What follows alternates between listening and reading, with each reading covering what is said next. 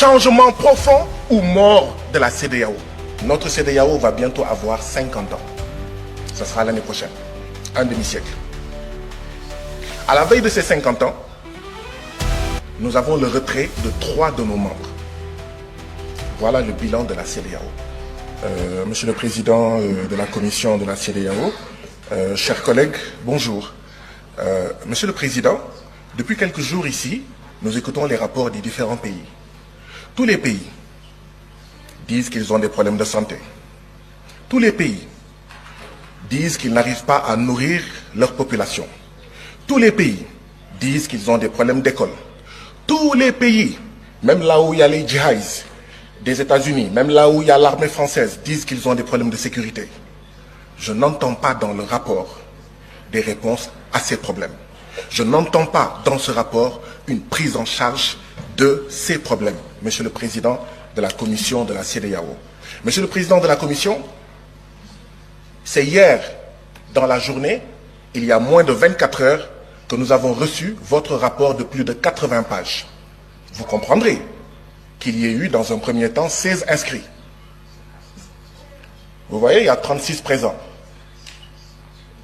sur le total des députés de la CEDEAO. La CEDEAO n'est plus attrayante, même pour ses membres, même pour ses députés. Monsieur le Président, je voudrais savoir, est-ce que ce sont les services du Parlement ou vos services qui ont fait que c'est à moins de 24 heures que nous avons reçu ce rapport? Parce que si nous voulons bien travailler, ce ne sont pas de bonnes conditions pour que les députés puissent prendre connaissance de ce rapport et puissent contribuer du mieux qu'ils peuvent, d'accord, aux politiques, en fait, communautaires. Monsieur le Président, vous avez dit qu'un peu plus de 85%, que les recettes des prélèvements communautaires financent un peu plus de 85% du budget de la CEDEAO. D'où viennent les 15%? D'où viennent les 15 autres pourcents? Monsieur le Président, notre CEDEAO va bientôt avoir 50 ans. Ce sera l'année prochaine, un demi-siècle. À la veille de ces 50 ans, nous avons le retrait de 3 de nos membres. Voilà le bilan de la CEDEAO. Nous nous attendons à avoir un discours d'électrochoc, mais pas un discours qui nous fait rester dans notre sommeil.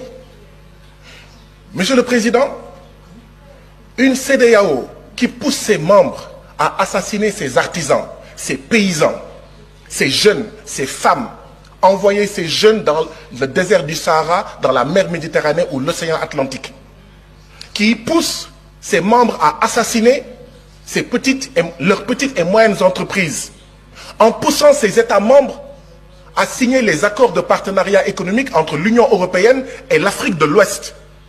Et tout le monde savait que les accords de partenariat économique, c'est la possibilité pour 85% des marchandises de 27 États de l'Union européenne d'entrer dans nos pays sans payer de droits de douane.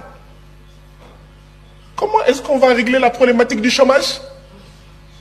Comment on va régler la problématique du Sénégal où le taux de mortalité des petites et moyennes entreprises est de 64%? Et je suis persuadé que c'est à peu près pareil dans tous nos pays.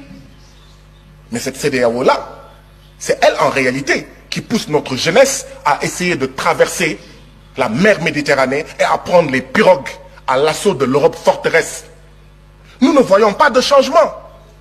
Cette CEDEAO qui pousse nos pays à maintenir les bases militaires françaises, à accueillir les djihadistes et d'autres armées d'occupation, parce que cette CEDEAO ne nous aide pas, n'aide pas nos pays, comme le Mali, comme le Burkina, comme le Niger et comme d'autres pays, à faire face à la sécurité. Voilà ce que c'est que la CEDEAO. Mais qui va rester dans un mariage pareil? Un homme et une femme sont mariés. L'homme prend ses bagages et part. La femme dit à son mari, tu vas revenir par la force, viens. Non, c'est de dire, mon mari, pourquoi veux-tu t'en aller?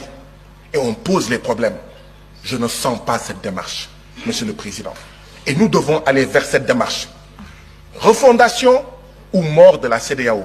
Voilà où on en est aujourd'hui. Transformation structurelle ou mort de la CEDEAO. changement profond ou mort de la CEDEAO. Voilà où nous en sommes, Monsieur le Président. Si on ne fait pas ça, la jeunesse de l'Afrique de l'Ouest, dans les villages, dans les quartiers, ne veut plus de ça.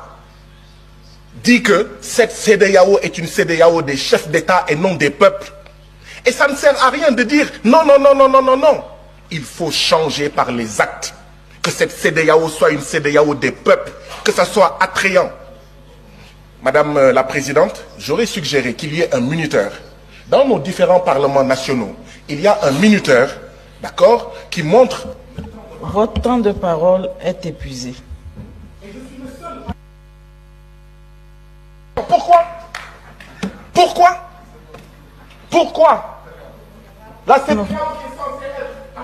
Honorable Baba Sall, Honorable Baba Sall, vous avez la parole.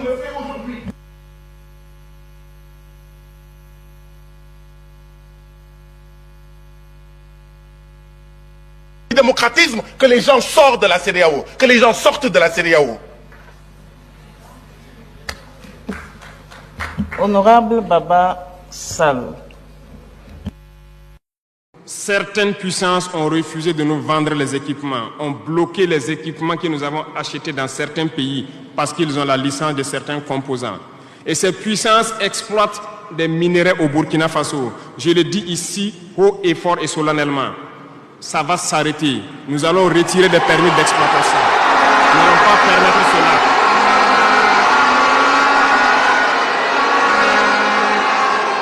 Vous ne pouvez pas exploiter nos ressources et refuser de nous vendre des équipements, faire bloquer nos équipements. Nous n'allons pas accepter qu'ils s'attendent. Nous allons récupérer nos permis d'exploitation et nous allons l'exploiter nous-mêmes.